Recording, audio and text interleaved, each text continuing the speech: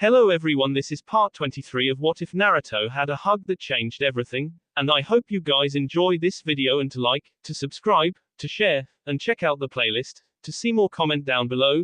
Now let's start the intro. They call me a god. They call me a god. They call me a god. Join my membership, the perks are great. It's in the description. Be sure to like and subscribe, it gives me more motivation. Enjoy. Absolute darkness. It was somewhat fitting. To him, it was almost as welcoming as the light. But of course, that's probably because he just impaled by a thing log. He could feel death's embrace and he welcomed it as he knelt before the great Kyuubi's cage, his physical form slowly manifesting into the surrounding darkness. Within the cage, Kyuubi stared down at the fading boy before him, his eyes beginning to dim out because of death creeping upon him. Kit. There was no response. The only sign of recognition was a lifeless smile on his face, staring directly at the sealed tablet that held Kyuubi in his prison. Kit. It would seem that our time has come. Yet again, no response. The empty shell that was once Naruto suddenly lifted to his feet and lurched closer to Kyuubi's cage. The great fox watched eagerly at the boy as his surroundings were growing ever darker. Then, he noticed Naruto doing something strange. Kyuubi's eyes slightly widened. What are you doing? Naruto reached for the sealed tablet. Kyuubi, you're free. Sasuke stood with his back turned, unable to look at it anymore. Sakura, on the other hand, was still on her knees, but nuzzling against the Naruto, feeling unable to let him go. But over time, she too realized the danger of the situation. First, there was Gaara, then there was a highly scared marksman that appeared to be targeting him as well. She knew damn well that their time of grieving was up. Finally, she stopped. Though the tears in her eyes were still fresh and falling, her face was a little calmer than it had been before. The pain was still burning like the sun inside of her butt. Still, she shifted herself away from the bloody shinobi, nearly smothered in his coagulating fluids. Not that she cared. With an expression of true sadness and pain on her face, Sakura ran her delicate fingers through Naruto's blonde hair one last time before slowly running them over his open eyes, thus, closing them. She briefly struggled to lift herself off of her knees but was successful in doing so. Her eyes once again darkened behind her pink hair as she and Sasuke shared a moment of silence for their fallen comrade. Before long, Sasuke-kun, Sakura managed to choke out. Let's go. Quote. Yosh. He flatly responded. With that, the nearly broken Team 7 zipped off out of the picture, locating a safe place to wait until things blow over, just as Kakashi ordered. Not long after they left, the forgotten Temari appeared right beside the fallen Naruto with a surprisingly sad expression on her face. If anyone else were there at the time, they would easily be able to tell that she had been crying. Even though they weren't from the same village, and they had to live as enemies, Temari couldn't help but feel pained at how sour things had to be right now. It was truly sad. But, this is exactly what Baki-sensei told us to expect. I shouldn't let it get to me so much, Temari consoled within herself before catching a tear from falling down her face. Without another thought, the blonde Sunanin sat upon her knees, closed her eyes, cupped her hands together and offered Naruto a silent prayer. After about a minute, Temari reopened her eyes only to find herself in tears again. Flinching with surprise, she quickly used her fingers, hands and even her arms to catch the seemingly endless stream of tears that fell from her eyes. Damn it. Why am I crying? This is how things are now. There's no need for me to hurt over this guy, she said out sobbed. Deciding that staying here wouldn't help her any, Temari leapt out of the fray as a means of keeping tabs on Gaara despite his current state. Why did she grieve for Naruto? Fart, Kuro roared with fury as he had his frightened students backed into a corner of the mountain that they took refuge upon. You idiots. You used the KONOSHIMANUVER for his final test. What in the hell for? He was just a kid. Kitsune, who was clinging onto Nekoshi for dear life, was tearing with fear as she tried to reason with their mouse sensei. Please calm down, sensei. We only did what we thought was necessary. Necessary. You could have cut off his legs, cut out his eyes, snapped his lower spine, cracked his skull against a rock, sped out his liver,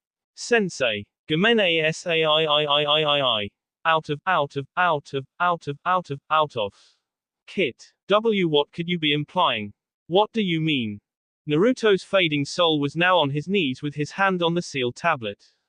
You said if I S, then you S, right? Kyuubi was silent. You're someone who deserves a second chance at life, to do what you wanted to do from the start. But you're just one of the thousands of spirits that shouldn't S in a Deetslay way. If I S, then I S. You will live, Kyuubi. How can you say that? I'm far from innocent and this was to be my fate. My punishment. Despite himself, Naruto smiled. Yeah, maybe, but I know a thing or two about fate. And through my hands yours will be changed. Your second chance at life begins now. The blonde slowly began to peel off the seal tablet. Why? Why would you? You have dreams too, right? You have a drive to live and a drive prove you're the strongest, right? Naruto began to tear up as what remained of his started to dissipate. You have an enemy to search for, right? Like this is unacceptable, Kyuubi. I'll free you from this prison, he said before fresh streams of tears leaked off of his face. My dreams. My legacy ends here. Kyuubi never said a word. He just stared at the blonde boy as he mustered up every last bit of life energy he had left to remove the tablet. So far, he was unsuccessful, though. Naruto Uzumaki. Arigato. With that, Naruto continued his strained efforts to keep himself from fading before he could remove the seal. He doubled his efforts and actually started to make some headway. The seal was peeling off little by little, and the darkness around Kyuubi was starting to subside, giving him more perspective as he stared down at his blonde container. But to his unfortunate surprise, Naruto's will was slowly fading, and the seal was only half peeled.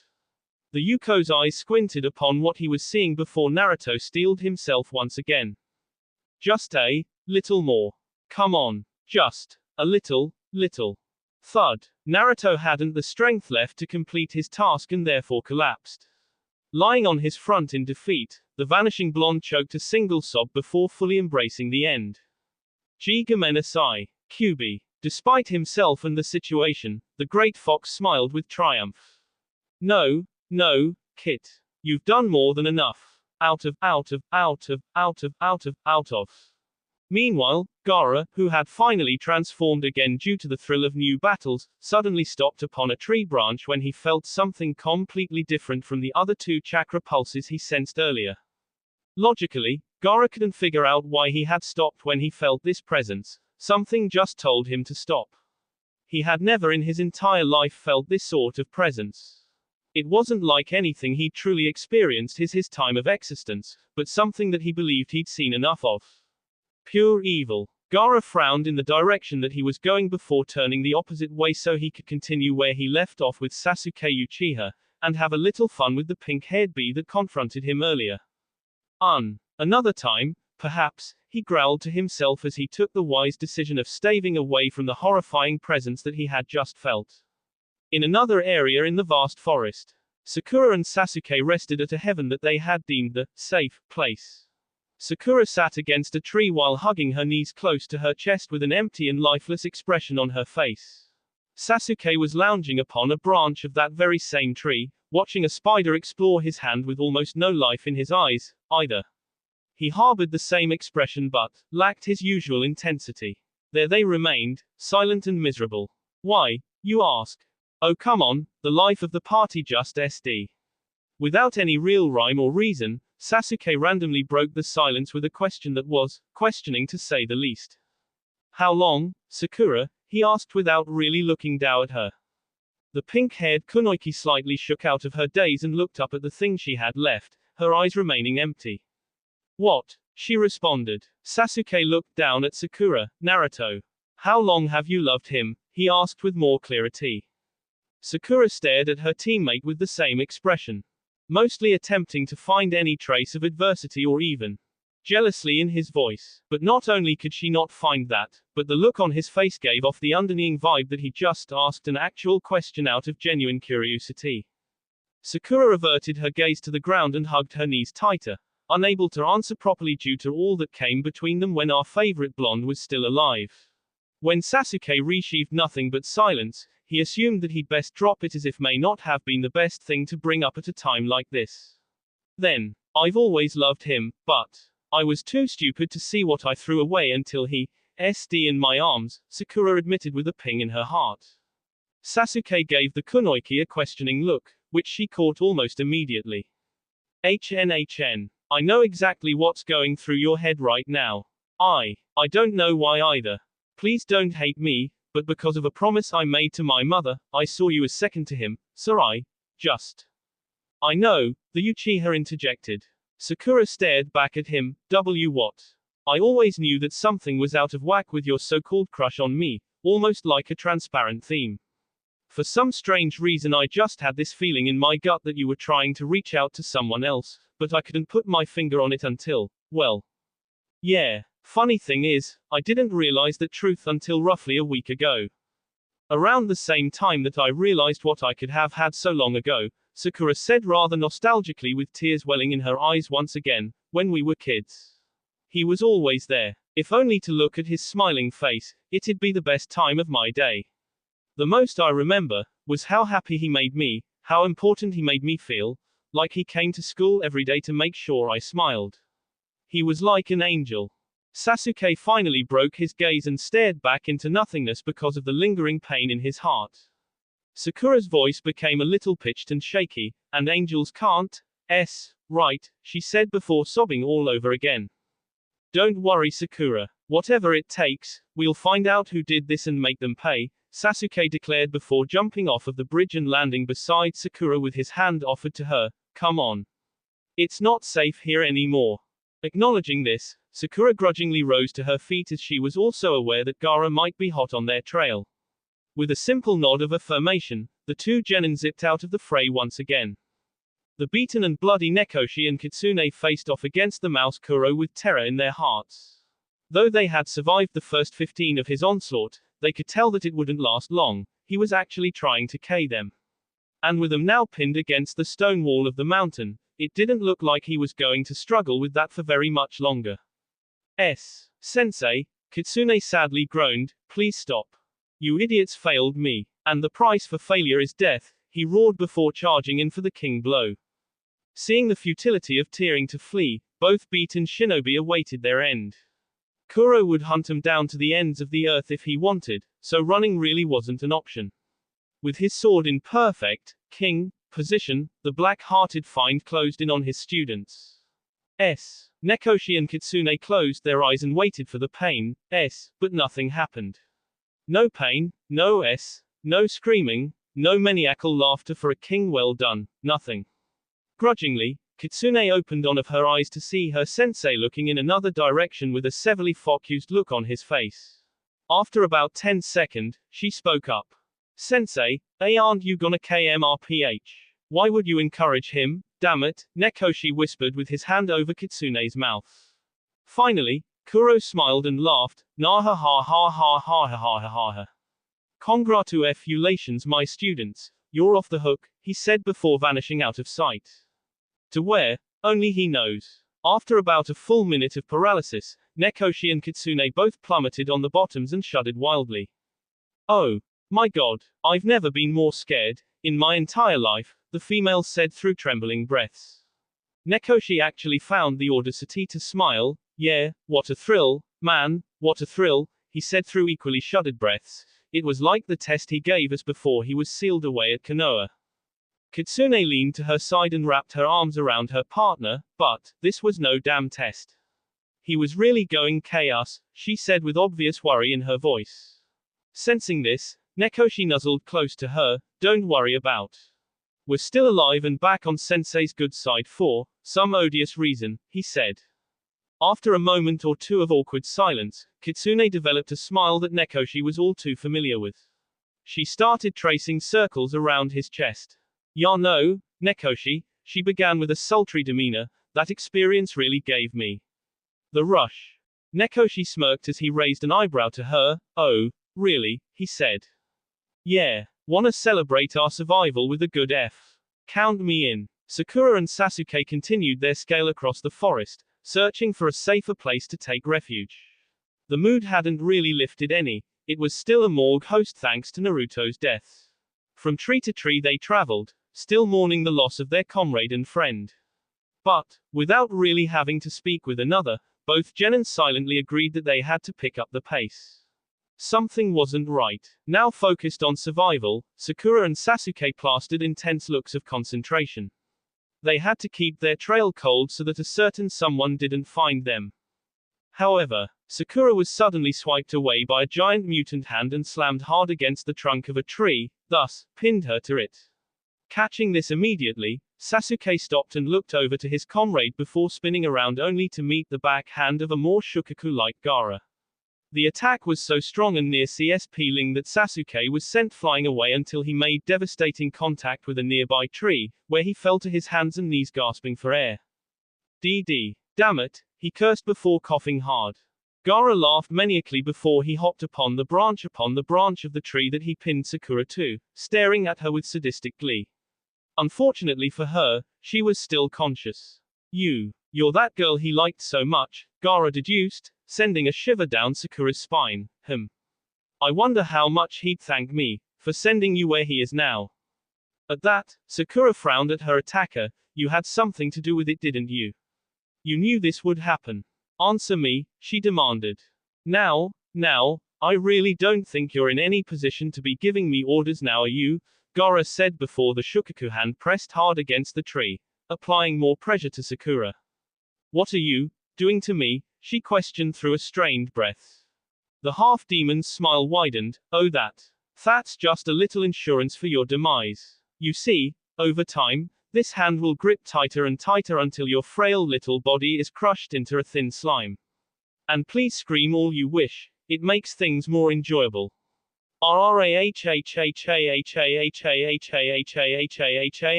He cackled. Gaara slowly turned his back down to the battered Uchiha below, who was still trying to collect himself. No, I still haven't fully recovered from earlier, Sasuke questioned himself. Sakura traced Gaara's, and when she realized that he was glaring right at Sasuke, she started getting a little frantic. You son of a b. If you even think about laying another one of your diseased hands on him, I'll. Ignoring her completely, Gaara launched himself at the helpless Sasuke. "No, Sasuke-kun," Sakura cried before the grip around began tighter. Oak. Yubede, stop. Gaara was closing in incredibly fast, and Sasuke still couldn't muster the strength to pick himself up. No, was I Was I always this thing helpless? He inwardly cursed as he tried tediously to avoid a king blow from Gaara. I can't be this weak. Sakura. Sakura needs me. You should have stay at home Sasuke Uchiha. Now Diiiiie, Gaara roared. Yabidi. Sakura howled with tears leaking down her face at the thought of losing another one of her own after just losing the best thing that ever happened to her. When he closed in for the K, something unexpected happened. Sasuke watched in wonderment and confusion as a fist crashed directly into Gaara's face, rending him into an unrecognizable heap of mutilated sand and sending him flying out of the fray. Crashing though many trees and rocks, Gaara was unable to stop himself. The stunned Uchiha looked up at the blazing figure of power in front of him. It was as though his body burned with prowess and limitless potential. Sasuke could have sworn that he didn't even recognize the guy. But still, with his back turned, the guy sighed, to think. Naruto would have gladly SD for you pathetic weaklings to begin with. I often question what one could possibly obtain from that, he said. The voice really threw him off. It was very deep and gruffly toned with a somewhat echoing treble to it. It was safe to say that Sasuke truly didn't recognize this guy. However, upon the tree that she was pinned to, a widened-eyed Sakura got a nearly perfect view of Sasuke's savior. It couldn't be. No. I saw him. He SD in my arms. Even after all of that, he still came back to fulfill what he always lived for. Even after suffer a horrible death. Naruto has returned. That will be all for this video. Be sure to like, subscribe, share, and comment down below for more videos. Goodbye.